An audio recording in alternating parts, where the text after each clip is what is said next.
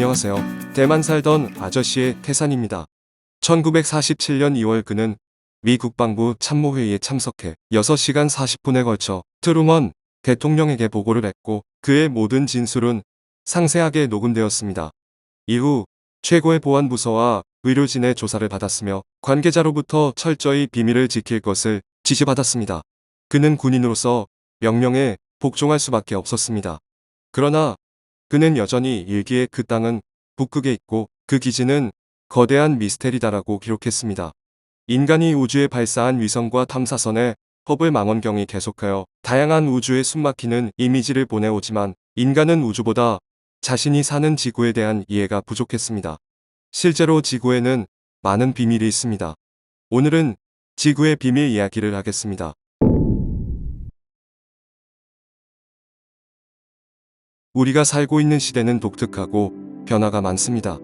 이러한 변화뿐만 아니라 변화 원인도 나를 매료시킵니다. 지난 10년 동안 나는 변화에 대해 관찰해왔습니다. 해저에서 우주, 그리고 그 사이의 모든 것. 나는 풀타임 관찰자입니다. 이 구절은 웹사이트 운영자의 자기소개입니다. 그의 웹사이트는 지구와 해저 그리고 우주에 대한 관측 정보를 게시합니다. 최근 엘리자베스라는 네티즌은 그린란드 서북쪽 북극권에서 구글어스를 통해 발견한 인공 건물 같은 구조물 사진을 웹마스터에게 공유했습니다. 구글어스에서 볼 수 있듯이 북극권 내부에는 자연적인 형성이 거의 불가능해 보이는 지역이 있습니다. 그린란드의 빙하가 녹으면서 약간의 변화가 있었지만 1984년에 발견된 이후 현재까지 전체적인 모양은 큰 변화 없이 그대로 유지되고 있습니다. 사진을 반전시키면 같은 색깔 같은 밝기로 포지티브 이미지의 형태를 더 선명하게 볼 수 있습니다. 지구 사진을 반전하면 구글어스에서 그린란드 북부 해저가 콘크리트 바닥 같은 불가사의한 직각 지형을 드러냅니다. 이상한 것은 1984년으로 거슬러 올라가면 이 지역의 지반 바닥이 그런 직각 지형이 나타나지 않았다는 것입니다. 이런 종류의 콘크리트 바닥 지형은 이제서야 나타난 것입니다. 그것은 64km로 정상적인 외관에 나타나는 트렌치 균열이었고 자로 재고 그린 것 같이 직각 정확도가 매우 높습니다. 그린란드 내륙의 한 곳에서는 땅 속에서 솟아오른 듯 길게 뻗은 산맥을 볼 수 있습니다. 자세히 보면 빙상에는 땅바닥에 어떤 팽창으로 인해 발생한 것으로 보이는 균열이 있습니다. 웹마스터가 훨씬 더 놀란 것은 구글어스를 통해 전에 본 적이 없는 광경을 발견한 것입니다. 긴 구름띠가 북극권에서 직선으로 뻗어 필리핀을 가로질러 남극까지 이어져 있었습니다. 이런 광경은 일반적인 일기예보 상식을 완전히 벗어난 것입니다. 그냥 구름일까요? 북극의 얼음 아래에는 얼마나 많은 비밀이 숨겨져 있는 것일까요?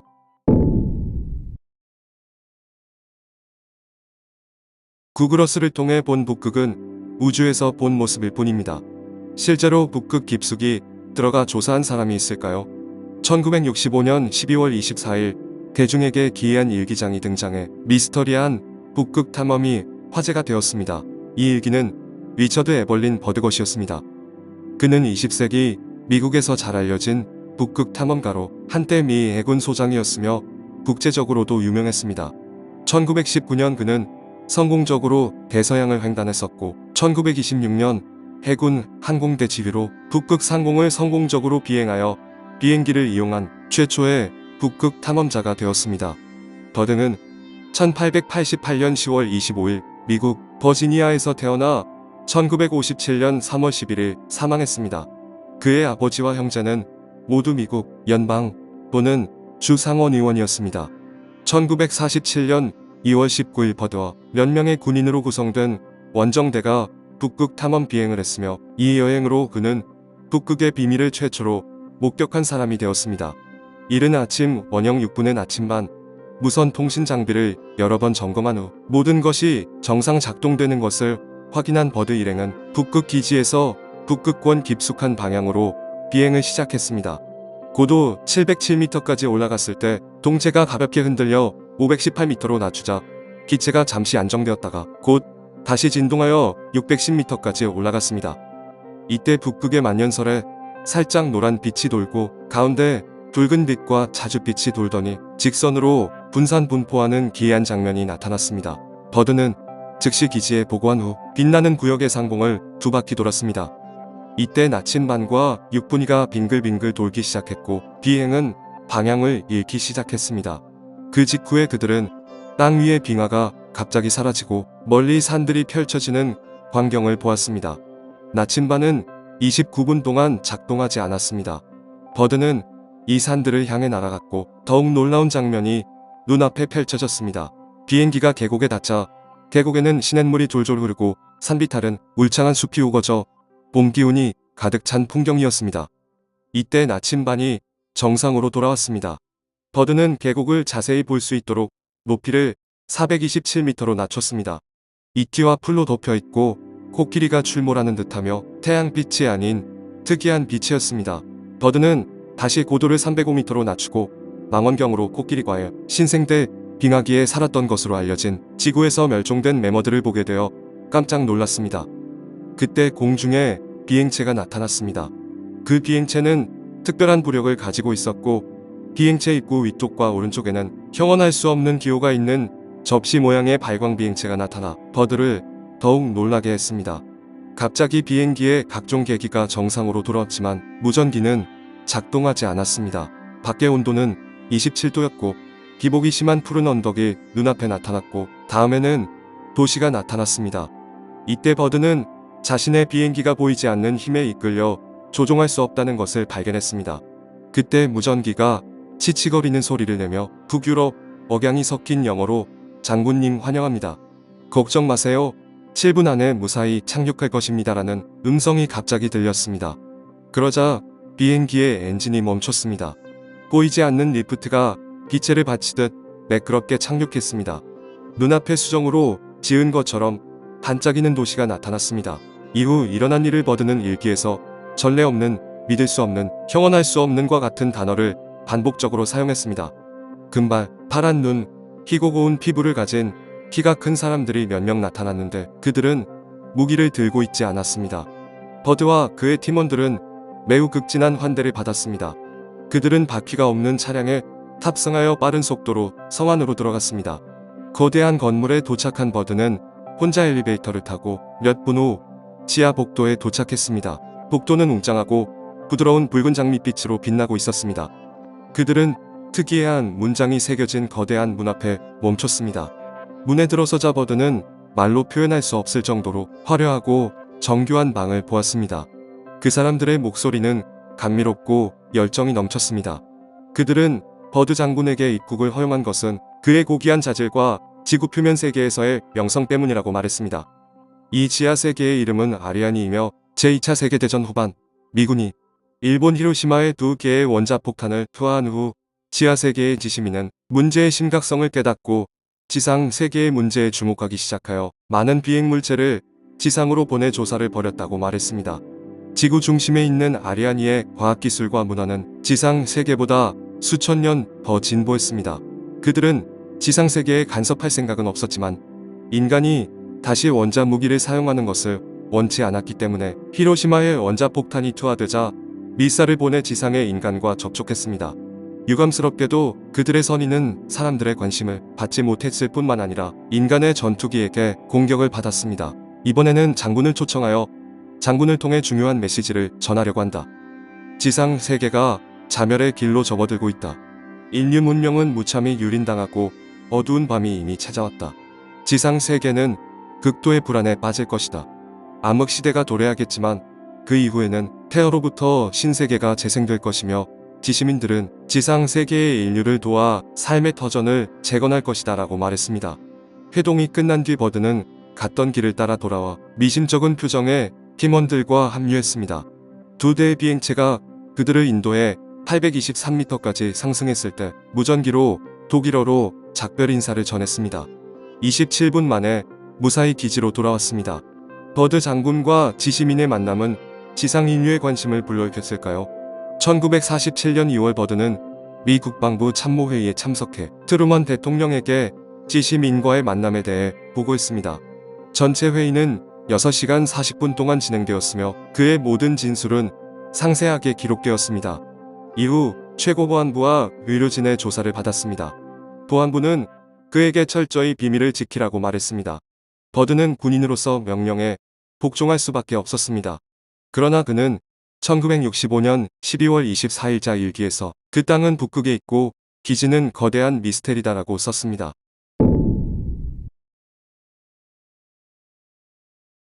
사실 북극 지하세계 방문은 버드 장군이 처음이 아닙니다. 신비한 지하세계에 더 일찍 간 사람이 있었습니다. 노르웨이 어부 올라프 얀센과 그의 아버지입니다. 북유럽의 옛 전설에는 북풍의 근원지에서 북쪽으로 더 북쪽으로 가면 아름답고 따뜻한 땅이 있다는 말이 있었습니다. 얀센 부자는 이 전설을 믿었습니다. 그래서 1829년에 부자는 작은 범선을 타고 스톡홀름에서 멀리 북쪽으로 항해를 시작했습니다. 그들의 작은 범선은 가벼워 빙산의 틈새를 쉽게 통과할 수 있었습니다. 그러나 오랜 항해에도 불구하고 따뜻한 땅을 찾지 못했습니다. 그들은 아무것도 찾지 못해 포기해야 했습니다. 집으로 돌아오는 길에 이상한 일이 벌어졌습니다. 그들은 분명히 남쪽을 향하고 있었지만 나침반은 북쪽을 가리키고 있었고 해수면이 갑자기 휘어지면서 심상치 않은 호를 보이면서 사방에서 그들을 둘러쌌습니다. 그들은 할 수 없이 그런 상태로 바다를 항해해야 했습니다. 그들이 해안선을 보기까지 얼마나 시간이 걸렸는지 모릅니다. 흥분한 그들은 속도를 높여 해안으로 질주해 마침내 무사히 배가 기슭에 닿았습니다. 배에서 내리자 기후가 따뜻하고 쾌적하며 해안에 거대한 식물이 자라고 있다는 것을 발견했습니다. 내륙으로 곧게 흐르는 강이 있어서 강을 따라 올라갔습니다. 가다가 그들은 지역 주민들의 배를 만났습니다. 배는 매우 거대했습니다. 배에 탄 사람들은 보통 사람보다 키가 2에서 3배 더 큰 거인이었습니다. 거인은 대인이라고도 합니다. 외모는 현대인과 똑같이 생겼습니다. 그들은 매우 문명화되어 있고 매우 온화했습니다. 유일한 차이점은 키가 상당히 크다는 것이었습니다. 아버지와 아들은 거인의 선박에 전기 조명 장비가 있는 것이 이상했습니다. 1829년에는 전기 조명 장비는 인류가 아직 발명하지 않았습니다. 이때 얀센과 그의 아들은 그들이 꿈에 그리던 곳에 왔다는 사실을 깨달았습니다. 전설적인 따뜻한 땅 지구의 내부에 있는 지구 중심 세계에 도착한 것입니다. 지심 세계의 도시와 마을에는 가옥이 매우 아름답고 농작물이 풍부하며 농산물이 유난히 맛있고 거대하여 사과가 사람 머리만한 크기였습니다. 새가 날개를 펼치면 약 9m, 거북이도 약 9m가량이고 코끼리는 약 25m에 달했습니다. 또한 지심 세계도 태양이 있지만 밝기는 비교적 어둡고 보름달 밝기의 약 2배이며 낮과 밤도 있습니다. 거인들은 그들의 태양을 연기의 신이라고 불렀습니다. 이 태양이 지구인 것 같습니다. 지심 세계의 거인들은 모두 일반적으로 600에서 800세로 장수합니다. 거인 부부는 얀센 부자를 극진히 대접했고 그들은 지심 세계에서 2년 동안 살았습니다. 2년 동안 그들은 지심 세계의 많은 도시와 마을을 방문했습니다. 후에 그들의 전설적인 경험은 소설가 에머슨에 의해 지구 중심의 태양지구 중심으로의 항해기라는 책으로 쓰여졌습니다. 그러나 얀센 부자는 지상으로 돌아온 후 불행에 직면했습니다. 올라프 얀센은 지심 세계의 경험을 이야기했다는 이유로 미치 광희 취급을 받아 28년 동안 투옥되었습니다.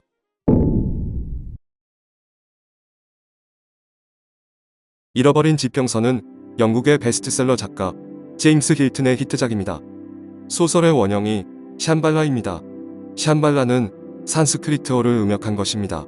전설에 따르면 그곳은 티베트 불교의 성지입니다.